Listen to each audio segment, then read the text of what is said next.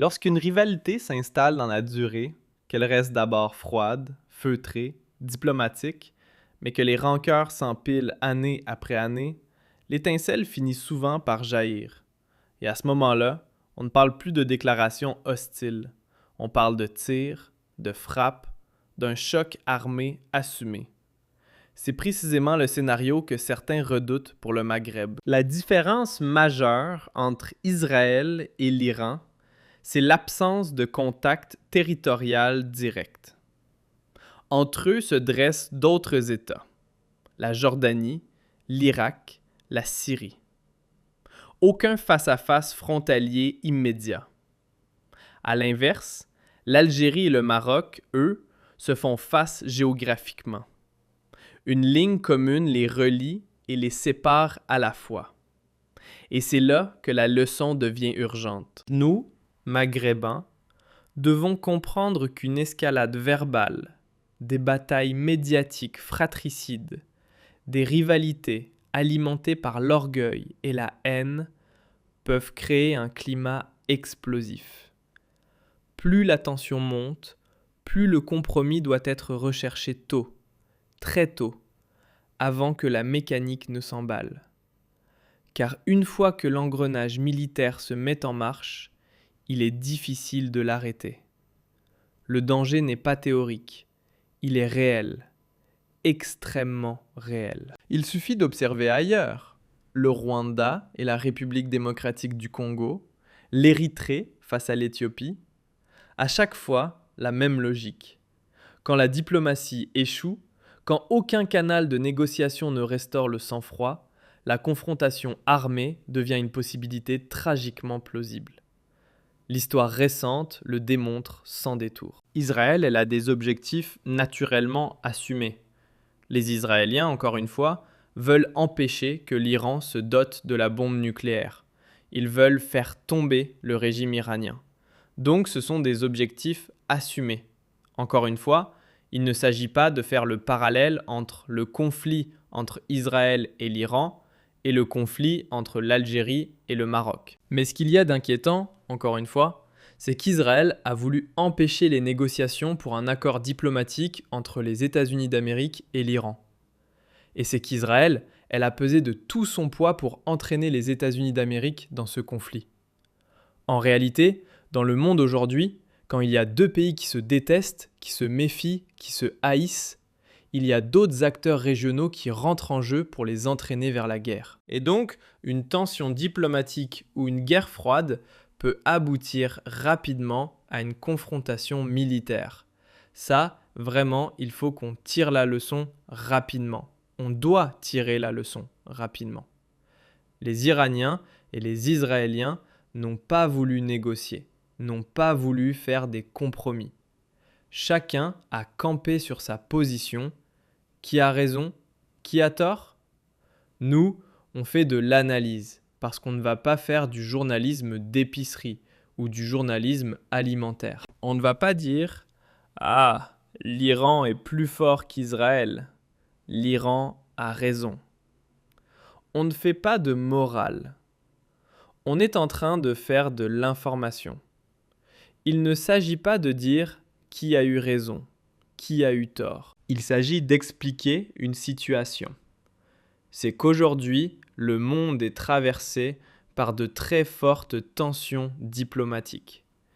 Et que ces tensions diplomatiques et ces guerres froides, auparavant, entre les États-Unis d'Amérique, à l'époque de la guerre froide, entre les États-Unis d'Amérique et l'Union soviétique, c'est resté une guerre froide. La confrontation militaire a été évitée parce qu'il y avait un accord tacite pour ne pas franchir une certaine ligne rouge. Aujourd'hui, malheureusement, il n'y a plus cet accord tacite.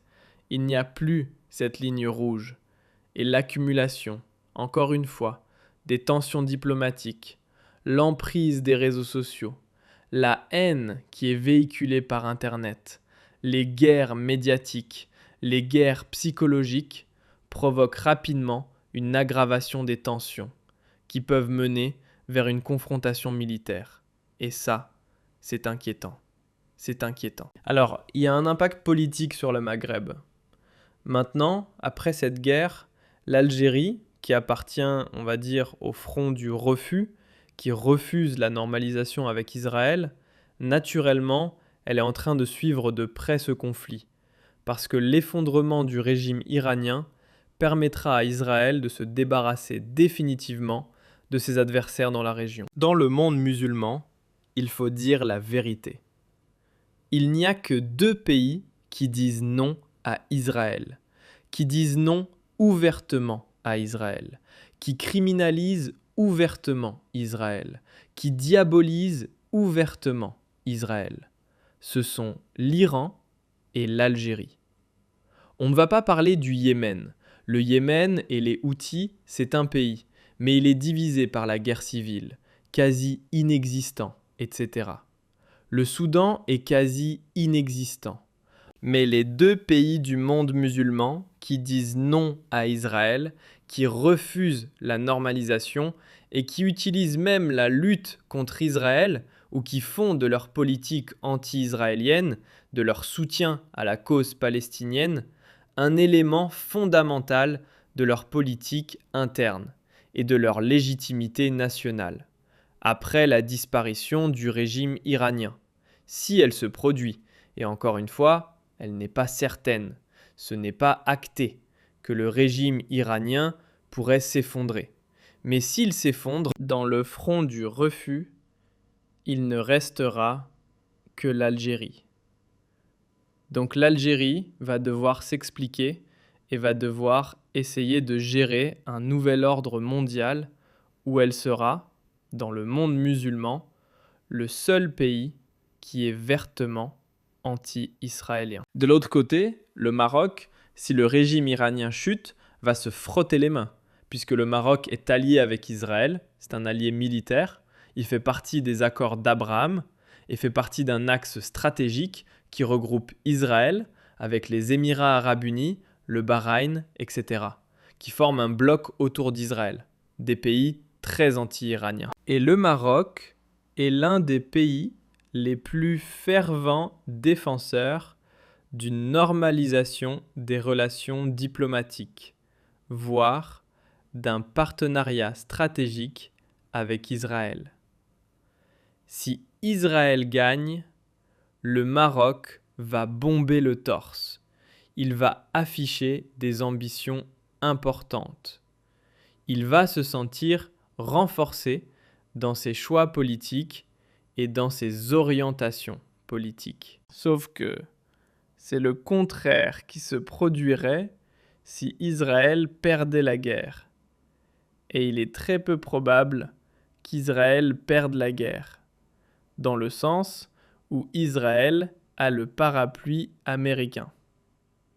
Ça, il ne faut pas s'attendre à ce que les Iraniens puissent causer beaucoup de dégâts en Iran. Les Iraniens, plutôt, peuvent causer beaucoup de dégâts en Israël. Ils peuvent vraiment détruire pas mal de cibles, provoquer quelques dizaines de morts, mais les Iraniens n'ont pas les moyens, par exemple, de tuer Netanyahou. Ils n'auront pas les moyens, sauf surprise générale. Sauf surprise générale, je dis bien. Sauf qu'au théâtre des opérations, les Iraniens ne pourront pas détruire et neutraliser, par exemple, les décideurs israéliens de premier plan. Par contre, les Iraniens peuvent gagner la guerre à travers ce que l'on appelle la guerre de l'usure. Qu'est-ce que c'est que la guerre de l'usure? Les Iraniens ont une stratégie très claire. Je bombarde Israël, j'utilise tous mes missiles, je sème la terreur, je vais encaisser plus de pertes civiles et militaires, mais je vais réussir à fatiguer les Israéliens. L'Iran, c'est un pays beaucoup plus peuplé, beaucoup plus important qu'Israël. L'économie iranienne est déjà à bout, mais elle est résiliente. La population iranienne est habituée à l'embargo, à la résilience, etc. Ce n'est pas le cas de la population israélienne, qui est attachée à la prospérité qui est attaché à la paix, etc. Si cette guerre dure plus d'une semaine, plus de 10 jours, les boucliers antimissiles israéliens pourraient montrer des défaillances. Les munitions d'Israël pourraient manquer cruellement. Le moral de la population israélienne pourrait être ébranlé. Et l'économie israélienne va perdre énormément d'argent et de points de croissance. Et le pays sera déstabilisé, appauvri. Le ciel israélien sera saturé parce qu'il n'y aura plus de liaison aérienne. Israël donc pourrait vraiment, avec l'usure, au bout d'une guerre d'usure, être affaibli et déstabilisé. C'est complètement possible. Et ça, c'est l'Iran qui va gagner. Parce que si le régime iranien, malgré Khamenei, soit assassiné, s'il ne tombe pas et s'il ne fait pas de grandes concessions, et si au bout de 10-15 jours, il arrive à fatiguer les forces militaires israéliennes, notamment les systèmes antiaériens, et s'il arrive à causer des dégâts et à provoquer des explosions dans les plus grandes villes israéliennes, l'Iran peut sortir, si ce n'est pas vainqueur, ex aequo, au moins sauver l'honneur. Et là, c'est Israël qui va reculer. C'est son prestige, c'est le mythe de sa toute-puissance, et c'est la supériorité militaire et technologique d'Israël qui ne sera pas établie de façon absolue. Et là, l'Iran pourrait y gagner. Si l'Iran gagne, le Maroc et les alliés d'Israël dans la région seraient dans une situation inconfortable, voire même très désagréable. D'abord, auprès de leur population, parce qu'auprès de leur population, les gens vont demander des comptes. Ils vont se dire que la population marocaine n'est pas totalement favorable à l'alignement systématique du Maroc sur les positions israéliennes. Les populations dans plusieurs pays musulmans, même si l'Iran est un pays chiite, et Dieu sait qu'il y a des divergences importantes entre les chiites et les sunnites, sauf qu'on voit bien que les Israéliens, quand ils bombardent, ils tuent des enfants. On a vu une école qui a été totalement ravagée, etc. On voit que la guerre fait beaucoup de pertes civiles, de victimes civiles, etc. Et que les opinions publiques arabes peuvent se solidariser avec l'Iran, même si l'Iran attaque et lance des missiles sur les capitales arabes, comme Abu Dhabi, comme le Koweït, comme Bahreïn, comme Doha, etc., au risque de provoquer des morts civiles, au lieu de s'attaquer à des cibles militaires américaines, comme c'est annoncé par les autorités iraniennes. Mais il est possible que l'Iran mène une guerre d'usure, c'est-à-dire je résiste, le régime ne tombe pas, la population ne se révolte pas contre le régime, l'armée iranienne perd beaucoup, elle essuie beaucoup de pertes, mais elle a une capacité de riposte. La riposte est toujours là. L'Iran, selon les estimations des experts les mieux renseignés, les plus informés en ce qui concerne les questions militaires et les questions de défense nationale, a un stock important de missiles, notamment des missiles qui peuvent parcourir 2000 km et donc atteindre tout le territoire israélien.